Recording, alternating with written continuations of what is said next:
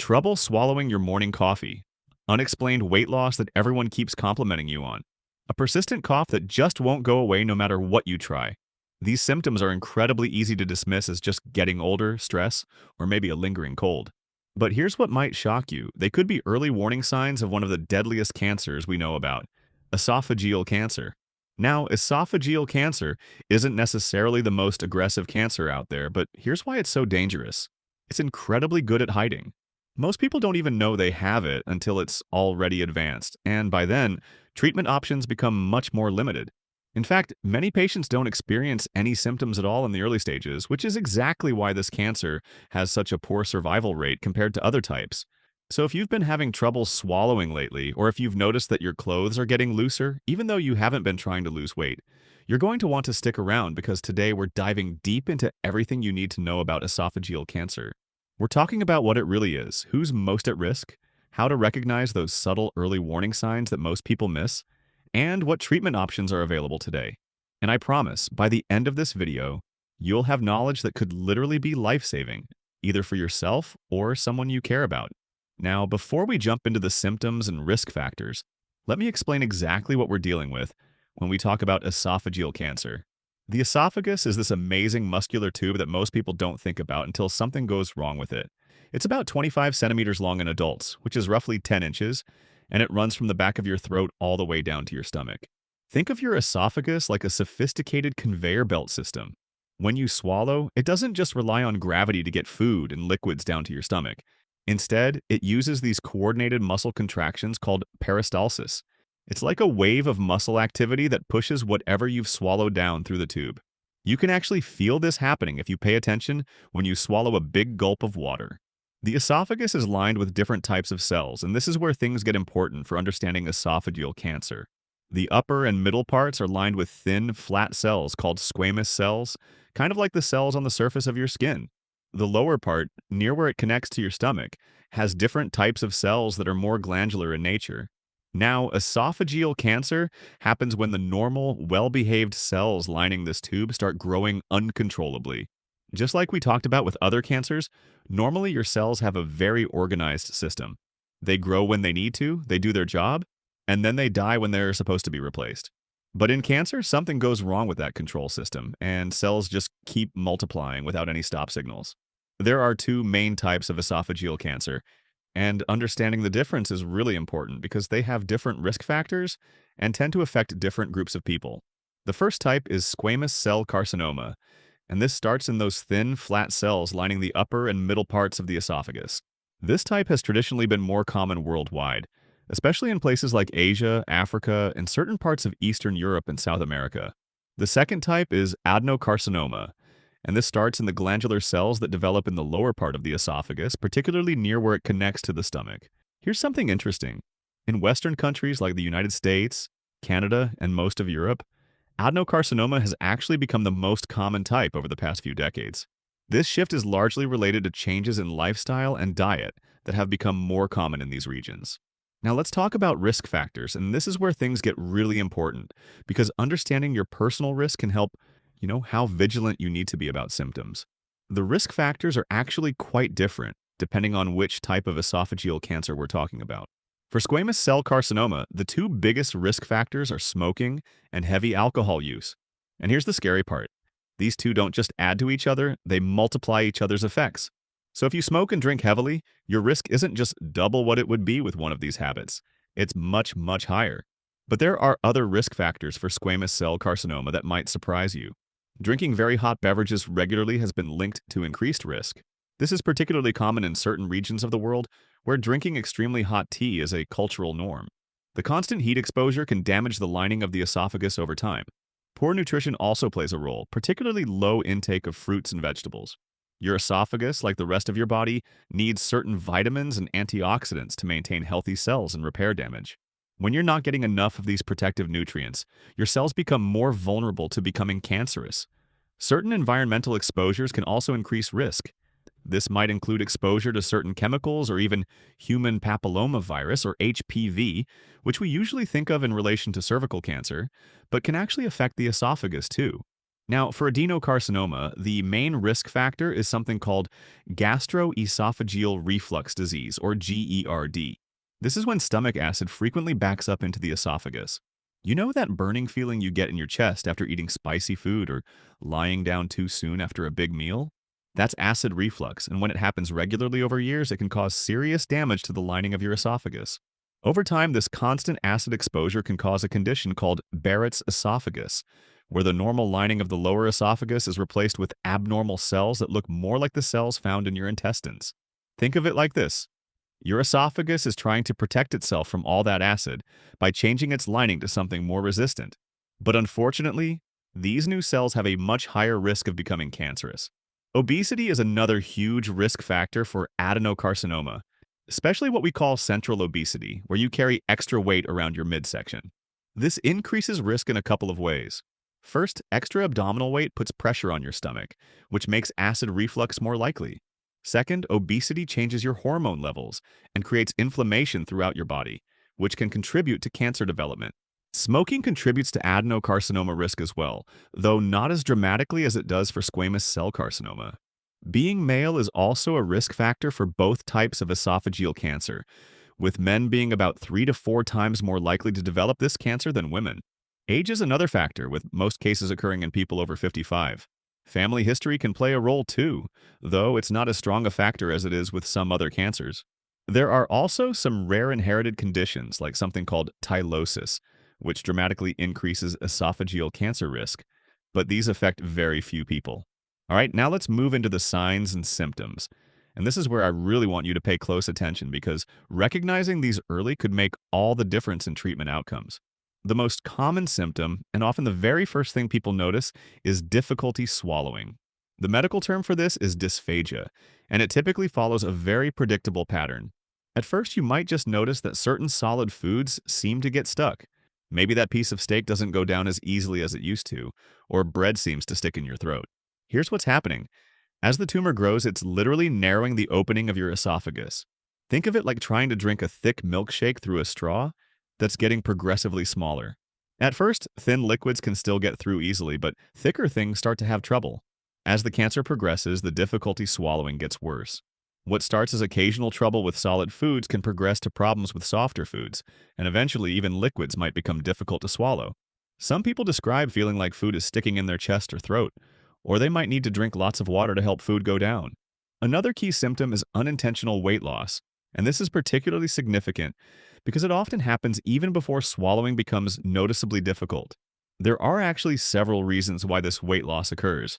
Obviously, if you're having trouble swallowing, you're probably eating less. But cancer also changes your body's metabolism in ways that cause weight loss, even when you're still eating normally. Cancer cells are incredibly hungry. They use up energy and nutrients at a much faster rate than normal cells, kind of like having a gas-guzzling car that burns through fuel even when you're just idling. Your body also produces substances called cytokines when it's fighting cancer, and these can suppress your appetite and increase the breakdown of muscle and fat tissue. Many people actually get compliments on their weight loss at first, which can delay seeking medical attention. But here's the key difference. Unintentional weight loss from cancer usually happens without trying to lose weight, and it often continues even if you try to eat more. Chest pain or discomfort behind the breastbone is another common symptom. This isn't usually a sharp, severe pain like you might have with a heart attack. Instead, it's more often described as a dull ache, pressure, or burning sensation in the chest. This happens because the tumor can irritate the surrounding tissues or press on nearby structures. Some people experience hoarseness or changes in their voice. This might seem unrelated to the esophagus, but it actually makes sense when you understand the anatomy. There's a nerve called the recurrent laryngeal nerve that controls your vocal cords, and it runs very close to the esophagus. If a tumor gets large enough, it can press on this nerve, affecting your voice. A persistent cough is another symptom that people often dismiss, especially if they're smokers or have allergies. But an esophageal tumor can irritate the airway or cause small amounts of food or liquid to be aspirated into the lungs, leading to chronic coughing. Hiccups might seem like an odd symptom, but they can actually be a sign of esophageal cancer, especially if they're persistent and don't respond to usual remedies. This happens when the tumor irritates the diaphragm or the nerves that control it. In more advanced cases, there might be bleeding from the tumor. This could show up as vomiting blood, which might be bright red or look like coffee grounds, or it might cause stools to become black and tarry looking. Any kind of bleeding from the digestive tract should be evaluated immediately. Enlarged lymph nodes in the neck or above the collarbone might be felt in advanced cases. Lymph nodes are part of your immune system, and when cancer spreads, these nodes often swell as they try to filter out cancer cells. So why do these symptoms happen? Understanding the mechanism can help you remember what to watch for. Difficulty swallowing occurs because the growing tumor is literally taking up space in the esophagus, making the opening smaller. It's like trying to push food through a straw that's getting progressively more blocked.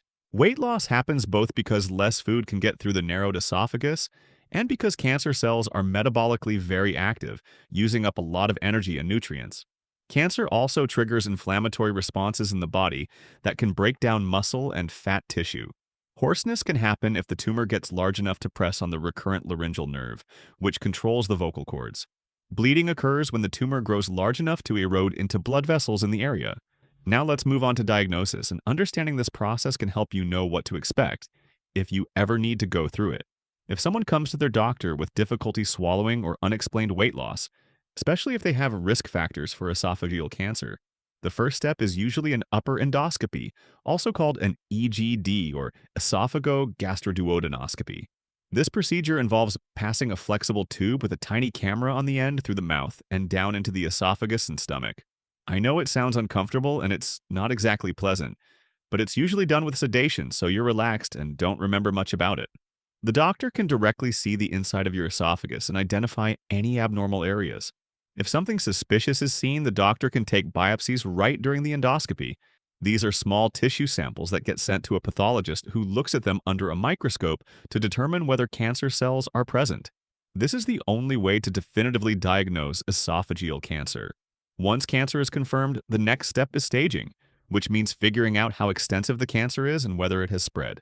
This is crucial for determining treatment options and prognosis. Several types of imaging studies are typically used for staging. CT scans of the chest and abdomen are usually done to look for spread to nearby organs like the liver, lungs, or lymph nodes. These scans can also help surgeons plan operations by showing the exact location and size of the tumor. Endoscopic ultrasound is particularly useful for esophageal cancer. This involves placing a special ultrasound probe down the esophagus, which can create very detailed pictures of the layers of the esophageal wall. This helps determine how deeply the tumor has invaded and whether nearby lymph nodes are involved. PET scans, which use a small amount of radioactive sugar, can look for cancer throughout the entire body. Cancer cells use sugar more rapidly than normal cells, so they show up as bright spots on these scans. This can help identify distant spread that might not be visible on other imaging studies. Blood tests are done to assess overall health and organ function, but unfortunately, there isn't a reliable blood marker specifically for esophageal cancer like there is for some other types of cancer. The staging system goes from stage 0, where abnormal cells are only found in the inner lining of the esophagus, up to stage 4, where the cancer has spread to distant organs. The stage at diagnosis is one of the most important factors in determining treatment options and prognosis. And hey, if you're finding this information helpful so far, I'd really appreciate it if you could take a moment to hit that like button and subscribe to the channel. It helps me reach more people with important health information like this, and your support really makes a difference in helping me create more content like this. Now let's talk about treatment and management, and this is where things can get quite complex, because treatment really depends on the stage of the cancer, the patient's overall health, and several other factors. For very early cancers that are only in the superficial layers of the esophageal lining, there are some minimally invasive treatment options available. Endoscopic therapies can sometimes be used, which means treatments that are done through an endoscope rather than requiring major surgery. One of these is called endoscopic mucosal resection, where the abnormal tissue is essentially shaved off using special tools passed through the endoscope. Another option is radiofrequency ablation, which uses heat energy to destroy abnormal cells. These treatments are primarily used for conditions like Barrett's esophagus with severe dysplasia or very early cancer, and they can sometimes prevent progression to invasive cancer. For more advanced but still localized cancers, surgery is often the main treatment. The operation is called an esophagectomy, and it's one of the most complex operations in cancer surgery. During this procedure, part or most of the esophagus is removed, and the stomach is pulled up and reconnected to the remaining esophagus, or sometimes directly to the throat. This is major surgery with significant risks, including infection, bleeding, leakage at the connection sites, and breathing problems. Recovery can take months, and there can be long-term effects on eating and digestion. However, for patients who are good surgical candidates with localized disease, it offers the best chance for cure. For many patients, treatment involves a combination of different approaches. Often, chemotherapy and radiation therapy are given before surgery. This is called neoadjuvant therapy, and the goal is to shrink the tumor and kill any microscopic cancer cells that might be in the area. This approach has been shown to improve survival compared to surgery alone. The chemotherapy typically involves drugs that interfere with cancer cell division and growth. Common drugs include cisplatin, carboplatin, fluorouracil, and taxanes like paclitaxel or docetaxel. These are usually given through an IV over several hours, typically in cycles with rest periods in between, to allow the body to recover. Radiation therapy uses high-energy beams to kill cancer cells. For esophageal cancer, it's usually given as external beam radiation, where the patient lies on a table and a machine directs radiation beams at the tumor from outside the body. The treatments are typically given Monday through Friday for several weeks. For patients who can't have surgery because of other health problems or because the tumor is in a location that makes surgery too risky, chemoradiation, meaning chemotherapy and radiation given together, may be the main treatment. In some cases, this combination can actually cure the cancer even without surgery. For advanced or metastatic disease where the cancer has spread to distant organs, systemic therapies are the main approach. This includes traditional chemotherapy, but in recent years we've seen exciting developments in targeted therapies and immunotherapy. Targeted therapies work by attacking specific characteristics of cancer cells. For esophageal cancers that overexpress a protein called HER2, which happens in about 15 to 25% of cases, a drug called trastuzumab can be added to chemotherapy. This medication specifically targets the HER2 protein, making treatment more effective. Immunotherapy has been one of the most exciting recent developments in esophageal cancer treatment. These drugs work by helping the patient's own immune system recognize and attack cancer cells more effectively. Drugs like pembrolizumab, nivolumab, and ipilimumab have shown significant survival benefits in some patients with advanced esophageal cancer. The way immunotherapy works is really fascinating. Normally, cancer cells are able to hide from the immune system by sending signals that essentially tell immune cells to leave them alone. Immunotherapy drugs block these signals, allowing the immune system to recognize cancer cells as foreign and attack them. Clinical trials are constantly exploring new combinations of these treatments and testing newer drugs. Participation in clinical trials can sometimes provide access to cutting-edge treatments that aren't yet widely available. Supportive care is also a crucial part of esophageal cancer treatment. Because swallowing difficulties are such a common problem, nutritional support is often needed. This might involve working with a dietitian to find foods and liquids that are easier to swallow, or in some cases, placing a feeding tube to ensure adequate nutrition. Stents can sometimes be placed inside the esophagus to keep it open and allow food and liquids to pass through. These are small, expandable tubes that can provide significant relief from swallowing difficulties. Pain management is another important aspect of care. This might involve medications, but also techniques like meditation, physical therapy, or other complementary approaches. Counseling and emotional support are also crucial, as dealing with a cancer diagnosis and treatment can be incredibly stressful for both patients and families. Now let's talk about prognosis, and I want to be honest with you about this because esophageal cancer is indeed a challenging disease. Outcomes depend heavily on the stage at diagnosis, and unfortunately, many esophageal cancers are detected relatively late because early-stage disease often doesn't cause noticeable symptoms. For localized cancers that are caught early and can be treated with surgery combined with chemotherapy and radiation, 5-year survival rates can reach 40 to 50%, and some patients are cured completely. However, for advanced metastatic disease, the prognosis is more challenging, with 5-year survival rates often less than 10%. But here's some hope. Newer treatments, especially immunotherapy and targeted therapies, are improving outcomes and giving patients more time with good quality of life. Even when cure isn't possible, these treatments can often control the disease for months or even years, allowing people to continue doing the things that are important to them. It's also worth understanding that esophageal cancer patterns vary significantly around the world. Squamous cell carcinoma is much more common in parts of Asia, Africa, and South America, where it's often linked to smoking, alcohol use, drinking very hot beverages, and nutritional deficiencies.